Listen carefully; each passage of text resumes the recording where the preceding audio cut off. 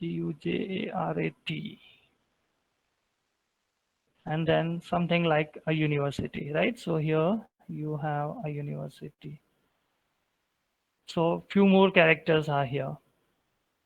So let us assume you have one array, and in this array user has entered this thing. So this is what it's your main string, right? Now user will pass some parameters, right? So you need to pass some parameter. Now what parameter? One, start position. So from where you want to start, okay? So start index. So obviously we know that W will be a 0, 2, 3, right? So this will be 3, this is 4, this is 5, 6, space 7, T, 9, 10, and G. Suppose I want to subtract this thing, Gujarat string, right?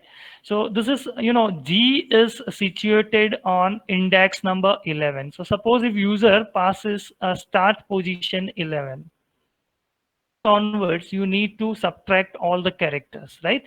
And here user will also pass the length, okay? So length is there. Now user want this Gujarat, so obviously user will pass 1, 2, 4, 5, 6, and 7 character, okay? So first user will enter the main string. There is saying you just start from the 11th character and you go up to 7 character, and whatever things are there that you put it into a one substring. Matlab you take another array, this is your substring. The Gujarat word has to come, right? So this is my first array, this is string, and by this thing, right, by this values we need to subtract this Gujarat from this string, and we need to copy it here. This is called a part of the string, right? So it is also known as a substring. Printing a substring array, obviously it will print what? Gujarat. Getting this? So this is what the program. So what we need to do is, you just think, first we need to take a main string, larger array. We need another array of type character. This is a substring. Two more things. This will be integer variable from where you want to start and how much characters you need. And based on it, whatever main strings are given, from which, right? What you need to do is, इसने क्या बोला? You just go to the 11th character और उसके बाद 7 characters copy कर. तो 11th वाला character क्या है? G. So you put G here. Then 7 character, तो एक कैरेक्टर हो गया. Then second character, 12th character क्या है? U. So I will put U. Second character, then J. So it will be third character, and in that way the whole Gujarat word, right, RAT, has to be here. These 7 characters starting from 11th character, right? And here you need to put a null mark, right? Suppose if we are printing this substring, obviously as a result what we need to get is Gujarat, right? Gujarat is what? It is a part of the main string which is called welcome to Gujarat University. Okay, fine. So let us try to implement it. It's quite simple.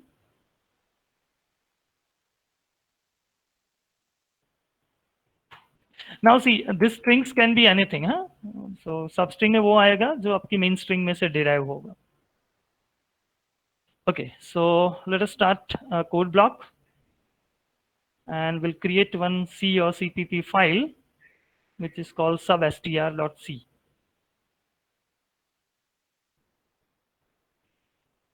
Okay, I think I have posted the notes. You got the notes, no?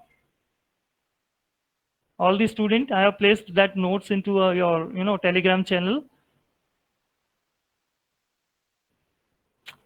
Okay, so first what will we do is, we'll just start with a new file. That's C or C++. Next, we'll just store it at some place. I'm just naming it to sub str. Okay, it is desktop. No, I don't want to spoil my desktop. So say cprocs directory, and under that we are making sub str.c file, right? Now, first of all, what you need to do is you just need to include header file. Then we'll just take a void main. So main function. Now here I am taking two arrays. One that is your original string. Let will keep a size 50. And obviously from this string, we are truncating what a sub part of it, which is called substring, right? Obviously, the size of the substring will be smaller, so I'm just taking size 20. If you want to keep the same size, it's okay, it's not a problem. Then two more parameters, two more values you need to take from the user: start position and length of the substring. So here I'm declaring, say, start position, and second is length.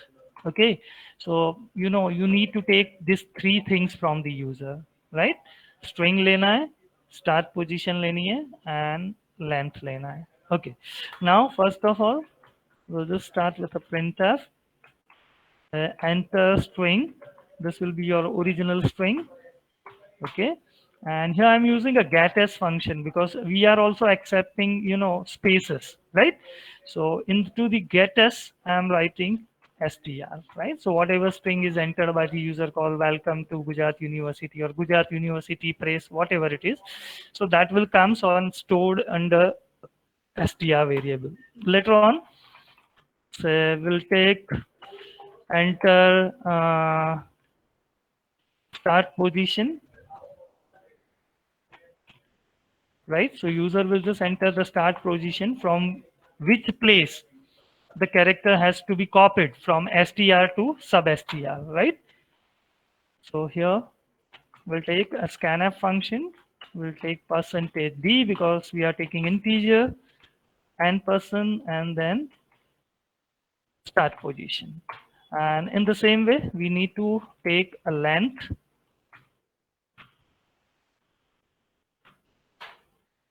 Okay, so enter length of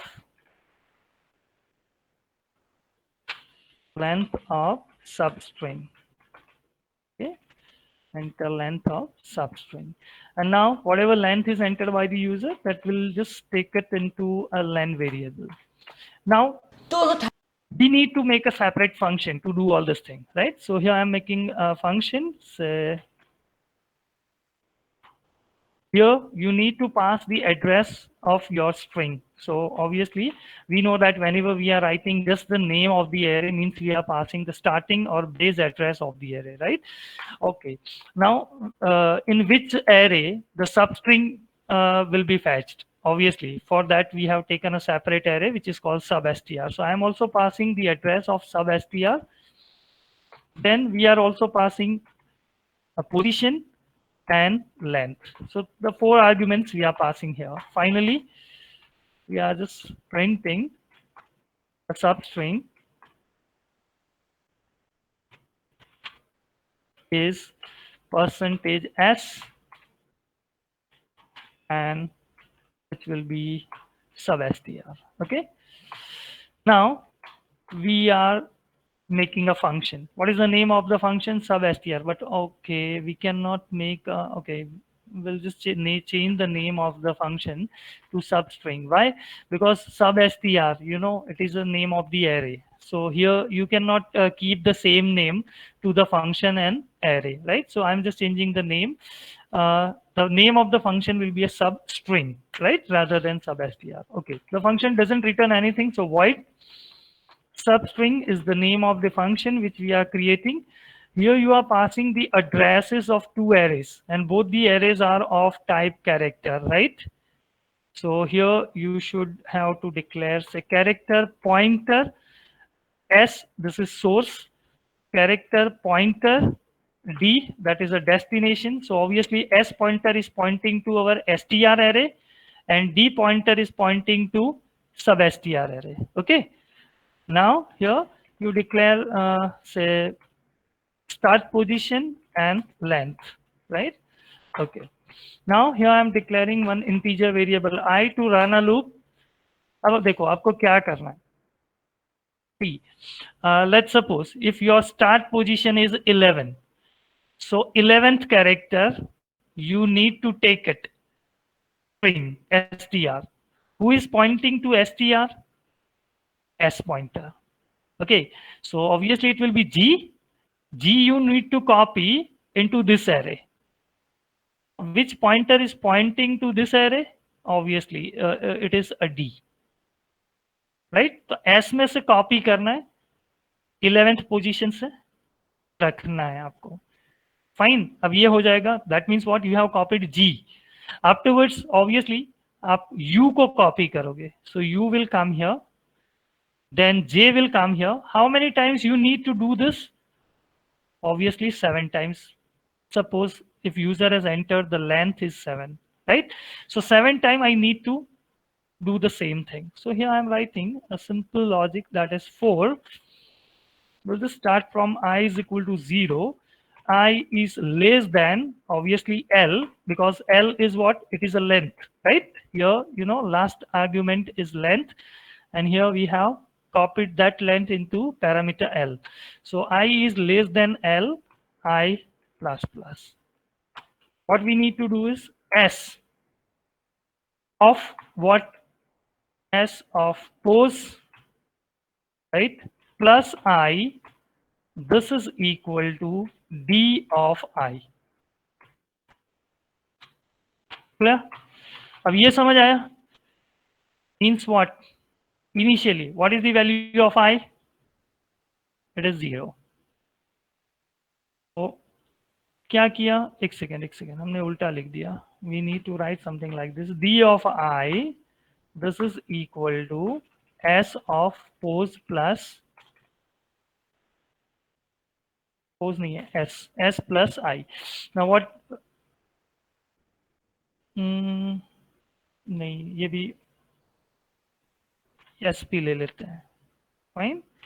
देखो, because pointer s is your array, it is pointing to the array, so again you can't take another variable with the same name as, right, into the same function. Okay, so we have changed the variable start position to sp.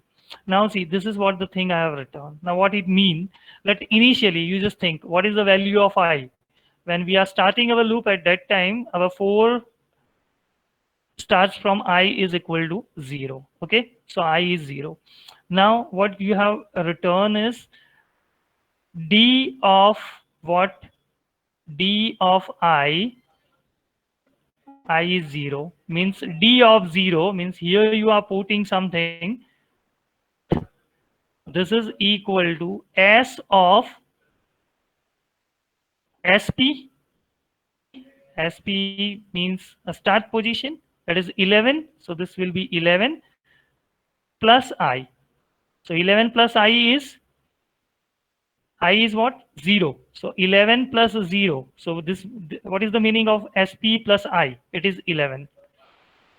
S array के 11th character को we are copying on the 0th position of D, means G gets copied. अब loop एक बार चलेगा, obviously that gets increment into the variable I. Now your I is what? If I is 1 means D of I, मतलब D के 1 में,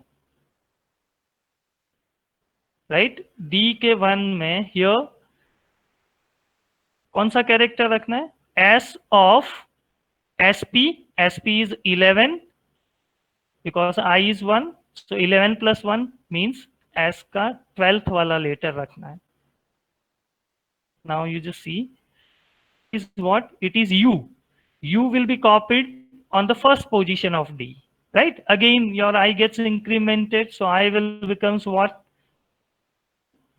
Right? So D of 2 means here, right, you are putting what? The third character, 11 plus 2, right? So it's a 13. 13 is what? J. So J will come here, right? And in that way, the whole thing, Gujarat, will be copied 7 times. The loop will be repeated for 7 times, right?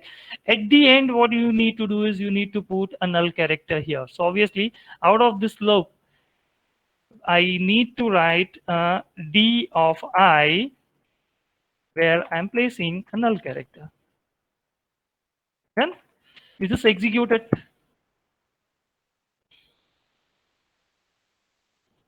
And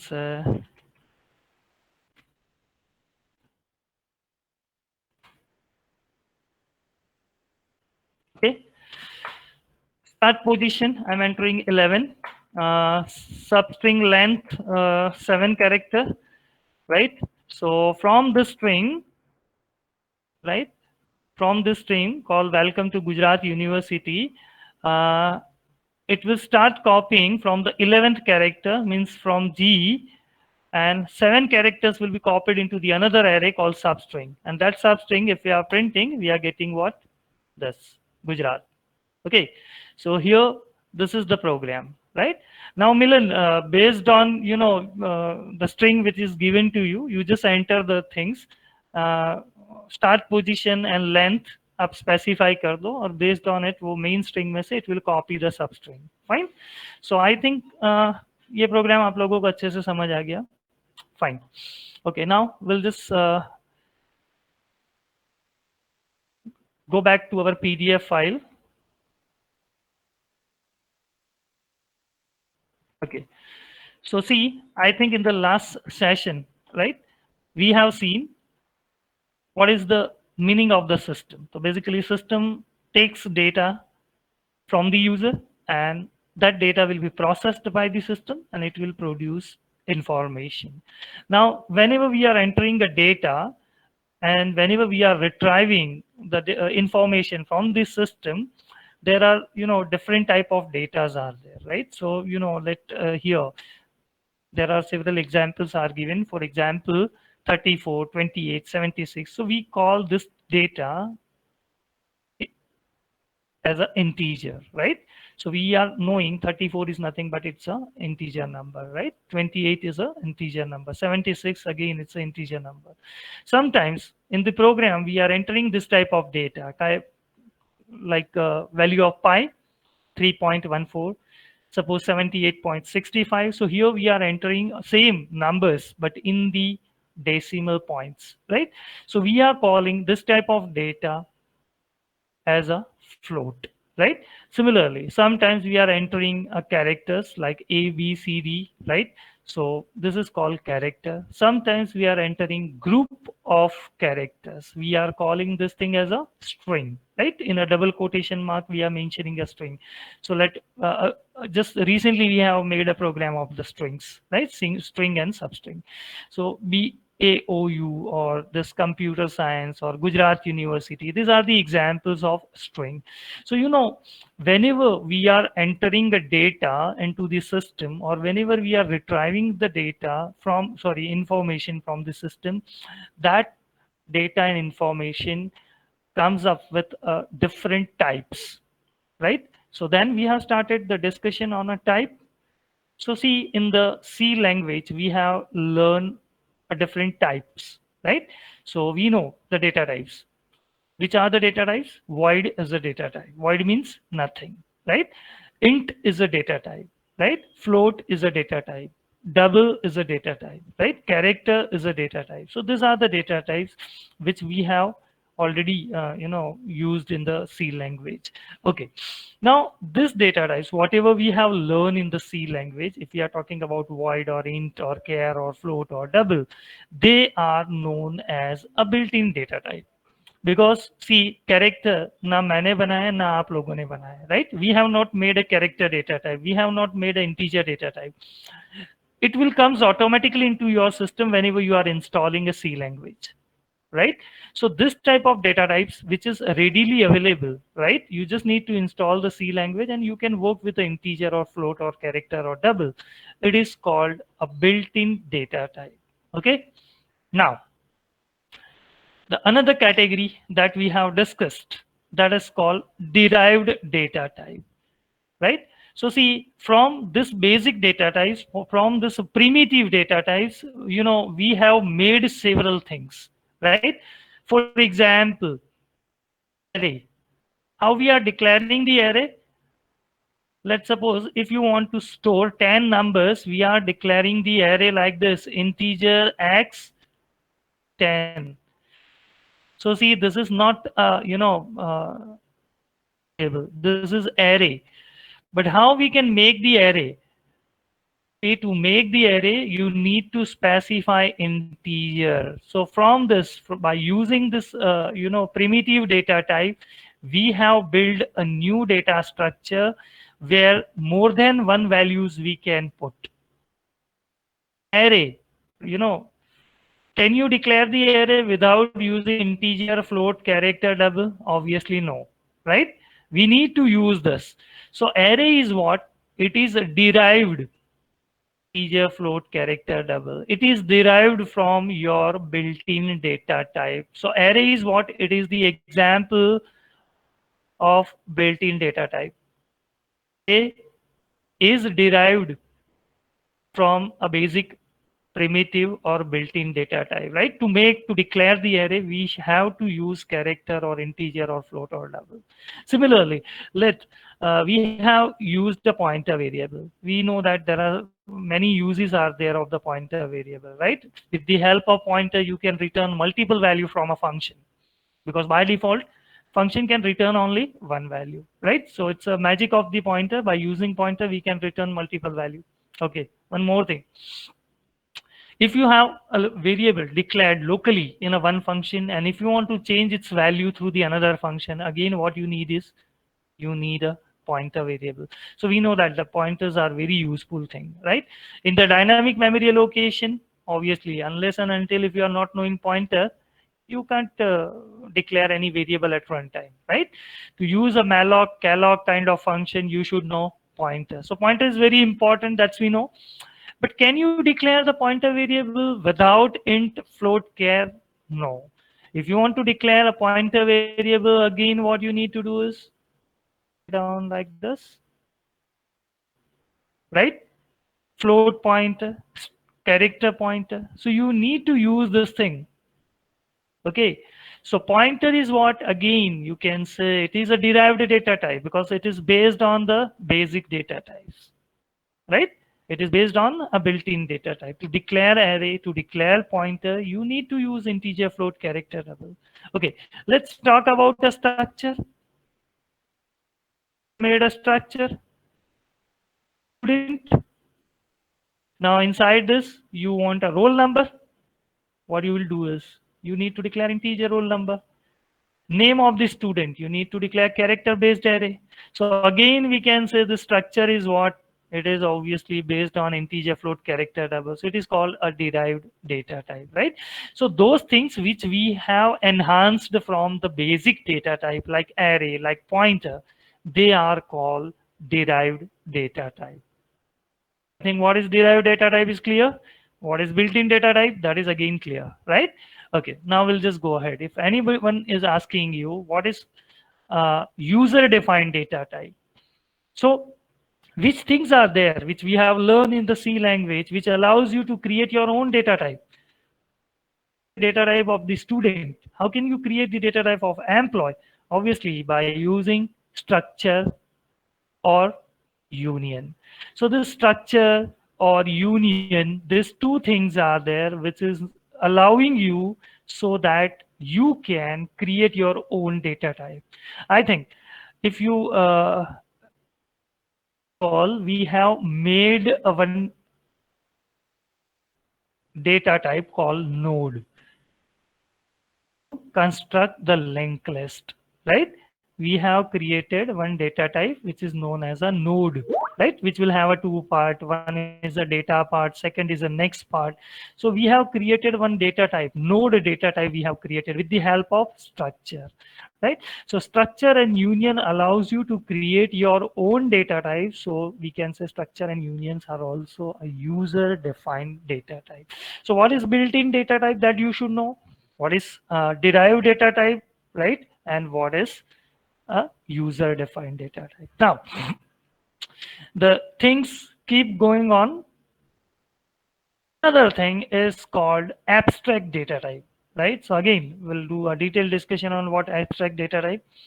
Let's suppose you just think you have a table. So this is your table. Table. There is one book is there.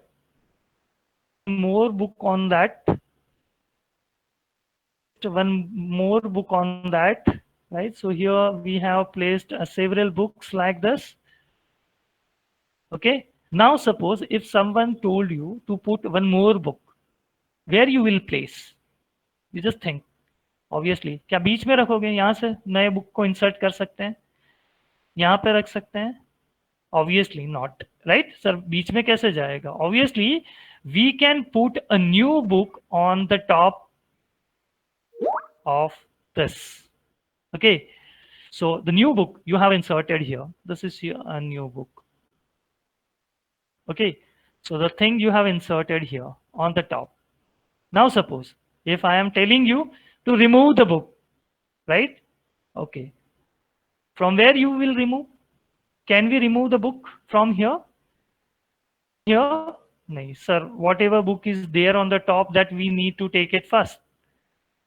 Okay. So you just think here, the last book, whatever you have inserted, that book is removed first, right? Means last inserted thing, last insertion, that is going out first, right? So last insert, first out, right?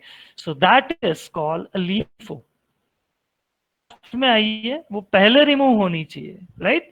फिर ये वाली remove होगी, उसके बाद then this one has to be remove, then this one has to be remove, and that the book which came first at the end. Okay, the book which came first, which will be removed the last. So this type of implementation, this type of logic, if you are thinking LIFO, last in first out, right, then it will be abstract data type. It is called abstract data type. Give you one more example, right? Let's suppose if you are standing at the bus stop and you are just waiting for the bus, right? So this is the bus stop. Now what happened at the bus stop? Obviously the person who came first, yeah, okay, then suppose the another person came, obviously he will stand in position. Again the third person is coming, obviously he is waiting here, right?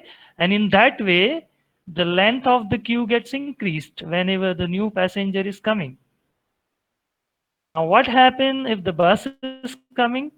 Obviously the first person who has joined the queue, right, he got the first seat. Then suppose again if the second seat is again empty, obviously then the priority will be given to the second person. You're getting my point? So here you just think the first person, the person who came first, he get the first chance into the bus. Okay, the person who came last, right, we prioritize. Okay, so here the person first inserted into the queue, first in, that person will go out, right? This is called a queue implementation. You know, this is called queue, right? The person who came first, right, obviously he will be prioritized first. Okay, so here the first in first out, if you are thinking on this logic, so it is called abstract data type. So here this abstract data type is nothing, it is somewhat a logic, right? Whether you want the values in a last insert first out basis, or you want a FIFO ordering based on it, right? We are just thinking the concept, and this concept is nothing, it is called abstract data type. Getting this? So abstract data type is what? It is just a logic, right? अब इसको हम लोग क्या बोलेंगे? What is this? This is called a stack of the book. Books we have placed on the top of each, right? And here, how can you insert the book? How can you remove the book? So here the LIFO implementation is there. Last book inserted will be removed first. So it's a LIFO, last in, first out, right? But suppose if we are talking about a queue, bus stop queue, the person who came first, obviously he will be removed from the queue first. So here, first in, first out. This type of logic is called abstract data type. Okay. Now, can we make a program of this? Can we make a C program so that we can implement the LIFO? Can we make a C program so that we can implement this FIFO? Obviously, yes. But suppose if you are writing a program to implement this LIFO, will be known as a structure. If you are writing a program to implement this logic, whatever you have thought, FIFO, called a data structure. So data structures are nothing. It is a practical implementation of what? Abstract data type. Abstract data type don't have an implementation, right? It is just a logic. We want LIFO, we want FIFO, right? Here, whenever you are converting this logics into this thing, into the programs, then we'll call this thing as a data structure. So data structure is nothing. It is a physical, it is a practical implementation of abstract data type. Clear? तो abstract data type क्या है? तो हमने देखो क्या क्या देखा. We have seen built-in data types, right? Then we have discussed the derived data types. Then we have discussed abstract data type, and finally we have discussed what? Data structure, right? Okay, fine. So how many data structures are there? Obviously, you have learned one data structure, right? The first data structure which you have already learned is called array, right? Then we have also discussed the singly linked list. So you can say, yes, sir, we know the singly linked list, right? So this two data structure already we have discussed. In fact, into the into the linked list, we need to discuss one more type of linked list, which is called doubly linked list later on, right? But the thing is, array is a data structure. Linked list is the data structure. Stack is the data structure. Queue, tree, graph, these are the data structure. Okay. Now, if anybody is asking you how many different type of data structures you know, so here there are two type of data structures are there. One is called a linear data structure. Now, what are the linear data structure? So see, I think we have already discussed what is array, right? So what is array? Array, all the elements will be stored in this way. Suppose the first element is on 100 memory address, then the second element will be on 102, then 104, because each element is occupying 2 byte of space if we are thinking of integer array, right? So here all the elements are sequentially stored, right? So it is called what? It's a linear data structure. Fine. Second, linked list. If you talk about a linked list, yeah, here this nodes are not stored in a consecutive memory location, right? The memory location can be anything, but you just tell me, can I access 15 directly? No, right? How can I reach to this point? First, I need to take this address 100 from the first variable, then I will go to a first node, right? Then first node will gives me the another address 200, so that I will reach to the 200, right? 200 will gives the another address 300, and then I can reach up to this point called 15. We cannot jump directly to the third node, right? We need to visit first node and second node before third node, right?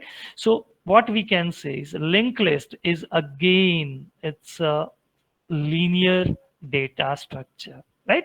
We can't go directly to the third node, right? We need to follow the rule. There is no direct address is available of this node, right? But what we have is we have the address of only first node. So if you want to go to the third node, obviously you need to pass from first node to second node, and then you can reach up to node 3. Okay. Now the other data structure. If we'll talk about stack queue, how can we make stack? How can we make queue? Obviously, to make a stack or to implement queue, you need to use this two data structure. Either you need to use array and you can implement stack, or you can make a program of the stack by using a linked list. So if you want to make a program of stack or queue, you need to use either array or linked list. Now, what are the arrays and linked lists? They are the linear data structure. So what will be the stack and queue? Obviously, because they are using array and linked list, and because array and linked list are a linear data structure, stack and queue are also linear data structure. So if anybody is asking you how many type of data structures you know, there are two type of data structures. One is a linear, second is a non-linear. What are the linear data structure? Array, linked list, stack, queue. These all are linear data structure. Okay, now what are non-linear data structure? Okay, you just see, if you are here in the case of linked list, you have only one choice. You can go to 10 because you are storing only one address here. Okay, so from here, you have only one choice. You can go to 10. If you are here, you have only one choice. You can go here. And that's why the linked list, the array are linear, right? But you just think of this type of data structure. This is a tree data structure, right? If you are at A, where you can go? Obviously, sir, we can go to B or we can go to C, right? It's not like a linked list. Here, there are two possible paths are there. Suppose if you are here at B, where you can go? You can go to D, you can also go to E, you can also go to F, right? So due to that reason, if you are look at to this two data structure, here I have shown a tree and graph. You can see if you are at B here, you can go to C, or also you can go to from B to E. Okay, you just compare it with the linked list. If you are here, where you can go? Sir, there is no choice. We need to go to the 10. But suppose here, if you are at B, where you can go? You can go to C because of this path. You can also go to E because of this path, B to E. Okay, these two data structure, tree and graph, are known linear data structures. Okay, fine. So how many type of data structures are there? Two type of data structure, linear and non-linear. What are the linear data structures? Array, then linked list, then stack, then queue. These are the linear data structure, right? Why stack and queue are a linear data structure? Because we cannot make a stack and queue without using array or linked list, right? So stack and queue are based on array and linked list. So they are again a linear data structure. Okay, which data structures are non-linear? There are two data structures are there. One is a tree, second is graph, right? So these two data structures are known linear data structure. Okay, so this is what the introduction part of the data structure. Now, step by step, we need to implement all the data structures. So obviously, I think it will be easier for me to start with the array, because most of the all the students are knowing array. You have already done a lot of programs, right? So we will just start with the array data structure. Now you know that what is array. So array is what? It's a homogeneous collection. Why it is called a collection? Because here we are storing more than one element, right? Suppose if you want to store only a single piece of data, for example, you want to store a single number 45, then you don't need an array, right? You can declare a simple variable like integer x, and the things will be done. But suppose if you have 10 numbers, if you have 100 numbers, what you need is you need array. Why it is called homogeneous? right? Homogeneous means it stores same type of data, right? So this is already we have discussed. Array is nothing. It is a homogeneous collection of data which will be stored in a consecutive memory location. Fine. Then here I have written how to define the array. So how we are declaring the array? This is the way. Okay. How can we initialize the array? So there are several ways are there. The first way, you can initialize the array at the time of declaration. For example, here I have declared the array integer x of size 10, and here I have given all 10 values. Here I have declared character y variable, right? Y array, and I have stored all the vowels into it, right? Okay, this is the first way. What is the second way to initialize the value? You declare the array like this, and then you put x of 0 is 5, x of 1 is 10, x of 2 is 15. Similarly, you have declared the another variable which is a y array of type character. You can write something like this: y of 0 is a, y of 1 is e, because y is the array of character, right? So here we can assign only characters. Okay, what is the third way to initialize the array? Obviously, rather than giving a static value, we'll take the value from the user and we'll put it into the array, right? So here I have declared one array and one variable I. I'm running a loop for 10 times. I'm taking a number from the user and I'm storing that number, whatever is entered by the user, into the array, right? So these are the three ways how to declare the array and how can we initialize it. Now there are some basic terminologies are there. Whenever you are declaring the array, we know that array is what? It is a derived data type. It is based on built-in data type, right? So whenever you are declaring the array, you need to specify the type, right? For example, what is the type of X? It is integer. What is the type of Y? It is character, right? So type, that you know.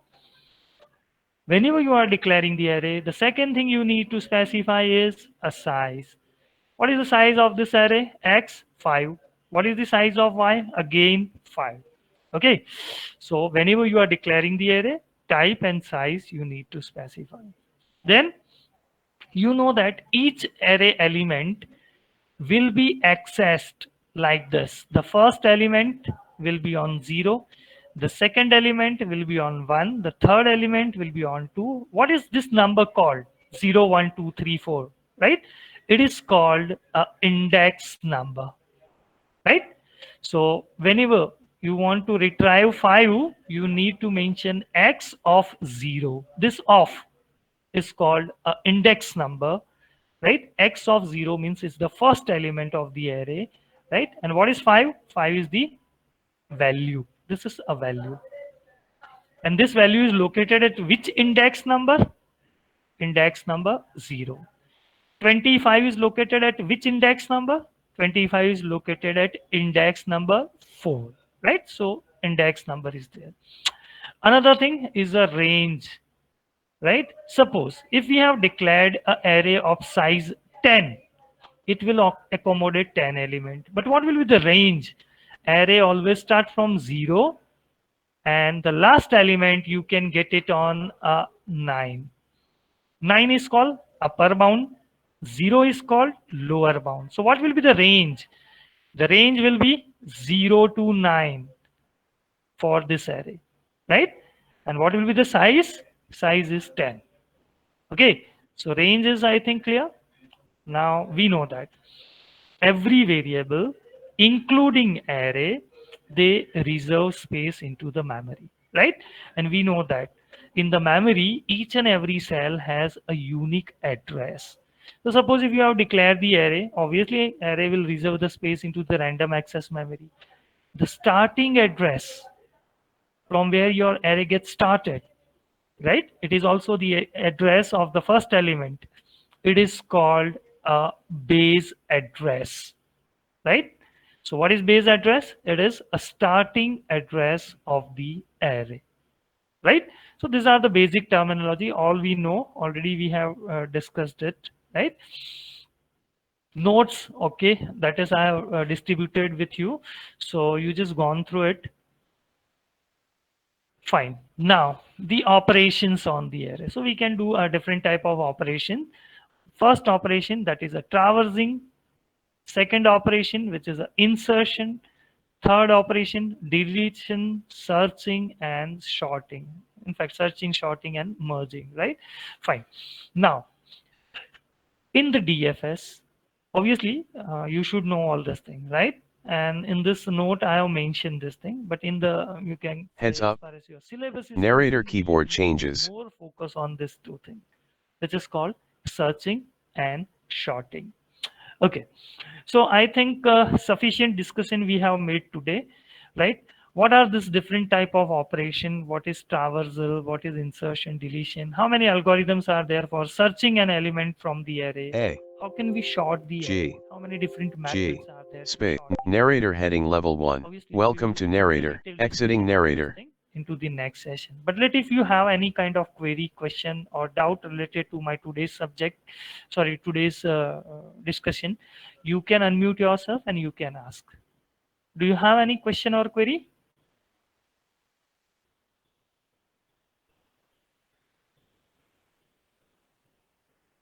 Anyone?